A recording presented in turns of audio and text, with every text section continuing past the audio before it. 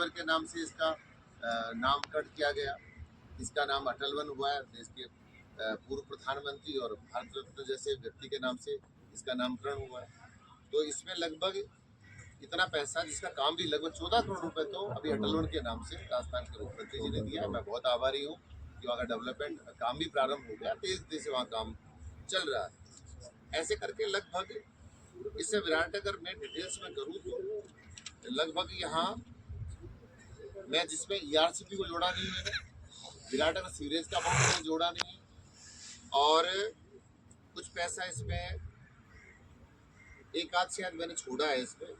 इसके बावजूद यदि अमाउंट जोड़ो तो बड़ा अमाउंट होगा, लेकिन इस 2 वर्ष में प्रदेश के मुख्यमंत्री माननीय भजनलाल शर्मा जी के द्वारा 341 करोड़ 77 लाख रुपए विराटनगर के विकास के दिए, और उसका डिटेल मैंने एक फोल्डर भी आपको मैं उसमें दिया है, मैंने इसका डिटेल भी है कहाँ कहाँ मेरे काम चल रहे हैं। तो मैं प्रदेश के माननीय मुख्यमंत्री महोदय से उनका बहुत बहुत आभारी हूँ, और बहुत आसान्वित रूप से हमेशा रहता हूँ इस विराटनगर के विकास के, राजस्थान के समग्र विकास के लिए हमेशा वो काम करते रहते हैं। और साथ साथ हमने बहुत सारी पंचायतें यहाँ बनाई, नई पंचायत समिति मैंने मेड़कुंडला बनाया, जिसमें आज़ादी के बाद ऐसा पहला कोई विकास हुआ है। तो पंचायत समिति बनाकर और हर ग्रामीण क्षेत्र के व्यक्ति को जोड़कर, जो उनको दूर जाना पड़ता था, तो उनको बहुत अच्छी राहत मिली है कि वहाँ लोकल स्थिति में वो सारे काम करा पाएंगे, दूर उनको जाना नहीं पड़ेगा।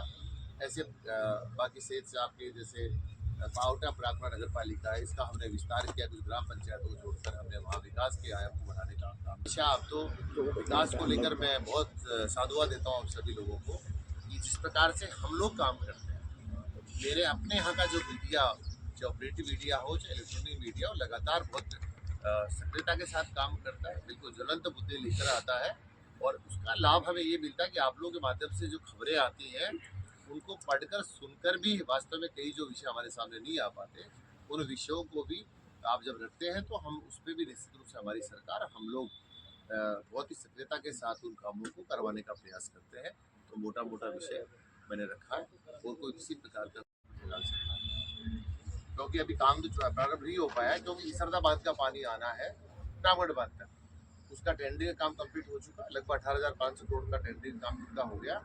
लेकिन हमारा काम ये थर्ड आखिरी फेज में था, पहले रामगढ़ बांध तक का काम होगा, उसके बाद ये पानी विराटनगर के बांधों में, जिसमें ऊंचारा का बांध कोटली विधानसभा क्षेत्र में आता है, उसमें पानी आने वाला है।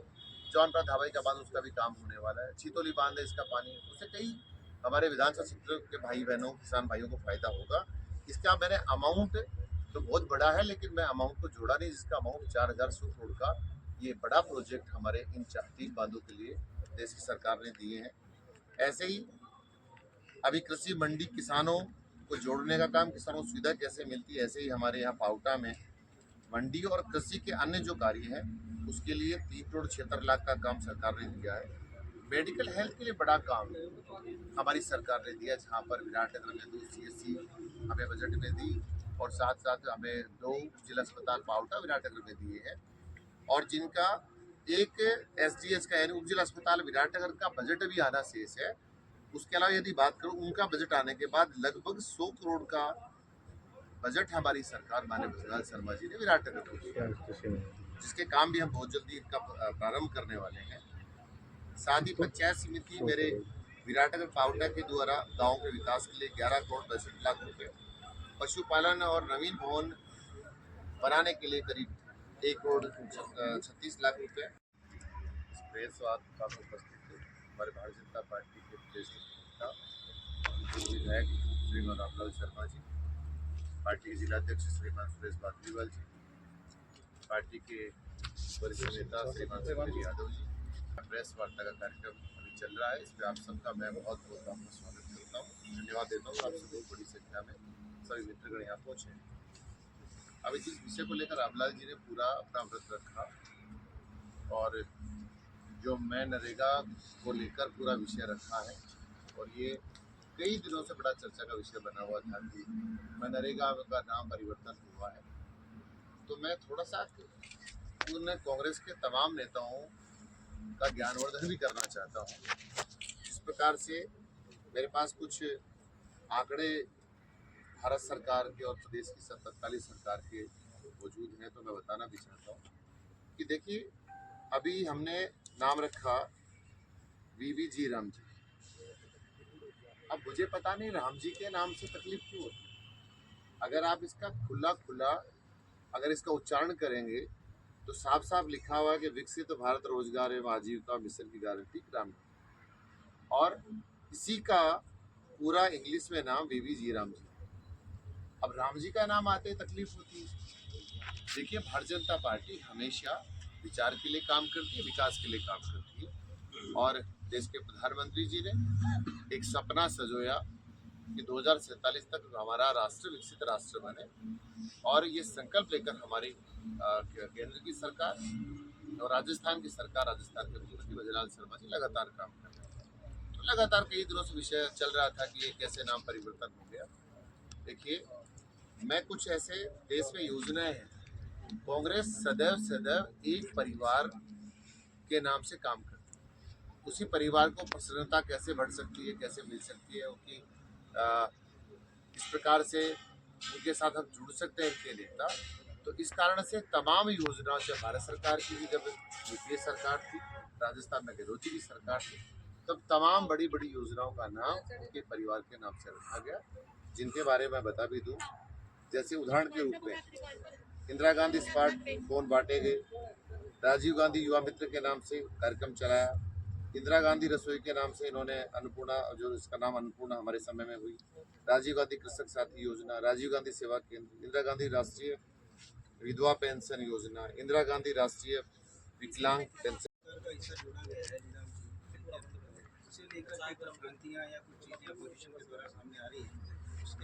देखिए उनको मैंने कहा ना, विपक्ष तो केवल एक बात की तकलीफ में, हमने कहा पूरा ये पूरा कंप्लीट हमने आपको दिया है, पूरा इसका नोट बनाकर दिया है, इसमें आप डिटेल एक ही चीज को देखिएगा। कांग्रेस को तो केवल उनके पास मुद्दा राजस्थान में है ही नहीं। मैं अभी 2 सत्र हमारे बड़े सत्र चले हैं हमारे विधानसभा के, जिसमें बजट सत्र की बात हुआ जो लगभग 40-42 दिन तक लगातार दोनों टाइम चले, और तीसरा भी सामने आने वाला है। कांग्रेस के पास ऐसा कोई मुद्दा राजस्थान में नहीं था कि जिस विषय को वो विधानसभा में रख पाते। अनायास ऐसे मुद्दे लेकर आते जिनका विधानसभा से राजस्थान जनता से कोई संबंध नहीं है, और हमेशा केवल वो मीडिया में, सूत्रों में, और कांग्रेस को केवल सोशल मीडिया पर चलाकर राजनीति करना चाहते हैं। ये सबको पता है कि राजस्थान की जनता ने मैंडेट देने का काम भारतीय जनता पार्टी को, और हम अपना काम कर रहे हैं, लेकिन उनको विकास पछता नहीं है।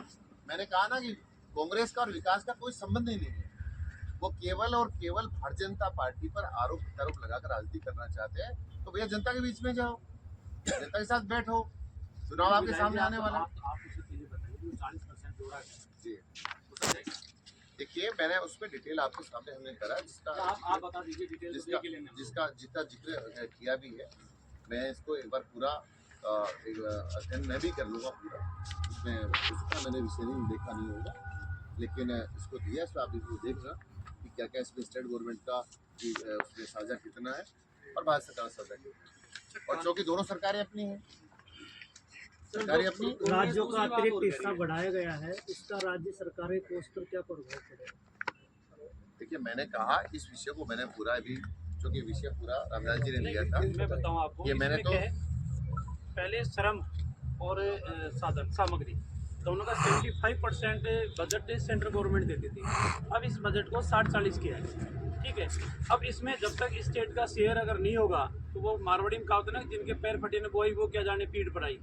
अब राज्य सरकारें भी इसके ऊपर पूरी मॉनिटरिंग करेगी। बाकायदा इस एक्ट के अंदर प्रावधान किया है कि सोशल ऑडिट होगी हर 6 महीने के अंदर। तो अब राज्य सरकार का 40% हिस्सा रहेगा, 60% सेंट्रल गवर्नमेंट का हिस्सा रहेगा। यदि 40% नहीं दिया जाएगा तो क्या 60% रुक जाएगा और विकास का नहीं, देखिए कोई भी प्रोजेक्ट होता है, उस प्रोजेक्ट स्टेट गवर्नमेंट योजना बना के भेजती है कि इतना शेयर हम दे रहे हैं, इतना शेयर ये दे रहे हैं। और राजस्थान के अंदर एक पहली स्कीम नहीं है, NHM, इसके अंदर भी वही 60-40 का रेशो है। अन्य जो योजनाएं धरातल के ऊपर चल रही है सेंट्रल गवर्नमेंट और स्टेट गवर्नमेंट के माध्यम से, वो भी योजनाएं इसी तरीके से। और उसमें कई बार जिक्र मैं सोशल मीडिया के माध्यम से भी कुछ देखता रहता हूँ, कुछ कांग्रेस के नेताओं को पता नहीं, वो कहते हैं बिना पानी के मछली जिंदा रह नहीं सकती, तड़पती है। ऐसे उनके जो उन लोगों ने बहुत सारे अपने समय में वो जो काम नहीं करा पाए, उसमें हमारा दोष है नहीं। अब हमारे विधानसभा क्षेत्र विराटनगर जिस जनता ने मुझे 2 वर्ष पूर्व यहाँ जिताकर राजस्थान की सबसे बड़ी पंचायत में भेजने का काम किया, उनके कुछ विकास कामों की चर्चा भी मैं आप लोगों के माध्यम से करना भी चाहता हूँ। मैंने एक फोल्डर भी आपको भी दिया भी है। ऐसे लगभग इस विराटनगर में पानी का बड़ा संकट रहा है और लगभग हमने 2 वर्ष में जो हमारे काम चल रहे हैं या काम हमारे प्रगति पर है उनकी मैं चर्चा करना चाहता हूँ।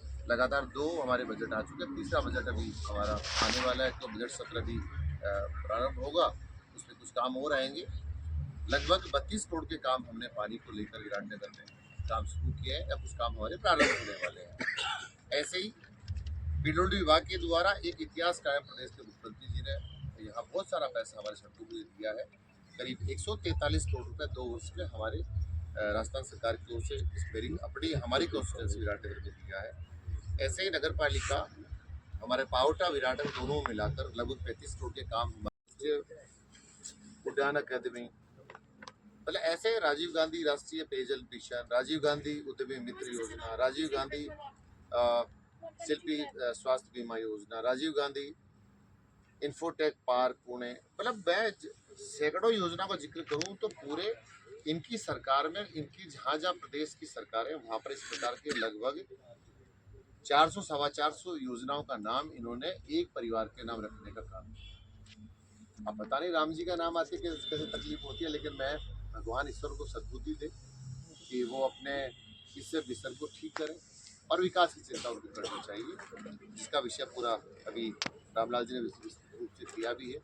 और ये भी बताया कि पहले 100 दिन का काम भारत सरकार की तरफ से 100 दिन का काम जो मिलता था, अब उस मजदूर को इस योजना के अंतर्गत 125 दिन का काम साल भर में वर्ष भर में मिलने वाला है। ये बड़ा, इसमें बाकायदा डिटेल भी हमने करा है कि पहले कच्चे काम होते थे, सारे पक्के निर्माण भी होने वाले। पहले मैंने देखा, बचपन से देखता है, जो पंचायत राज से जुड़ा हुआ व्यक्ति रहा हूँ तो सारा हमने देखा भी है। पहले आपके यहाँ छोटे छोटे काम, जोड़ खुदाई का काम होता था, कहीं कच्चे सड़कों का काम, जहाँ पे ग्रेवल का भी काम कहीं कहीं होता था, मिट्टी डालकर ग्रेवल का काम भी होता था। बाकी अब सारे पक्के निर्माण जो ग्राम पंचायत अपने स्तर पर एक्शन प्लान तैयार करने के बाद आपके बाकायदा जिला कलेक्टर के उसका एक्शन प्लान जो है वो स्वीकृत होगा। उसके बाद जितना काम आप पक्का निर्माण में हम कर सकते हैं, जो बहुत सारे मदों में नहीं हो सकता, उन सब कामों को पूरा कर सकते हैं। तो इसका हमने विस्तृत रूप से हमारे लोकप्रिय प्रधानमंत्री नरेंद्र मोदी जी का बहुत बहुत धन्यवाद देते हैं और उनके आभारी हैं। इस योजना को आपने बिल्कुल मूल रूप से एक गांव के विकास की चिंता आपने की है और ऐसे ही उस योजना को लागू करने का काम हमारे प्रदेश के मुख्यमंत्री जयललिता शर्मा जी लगातार कर रहे हैं। अब मैं मोटे मोटे विषय ये आपके सामने रखे ही हैं। इसके अलावा हमारी सरकार, प्रदेश की सरकार माननीय जयललिता शर्मा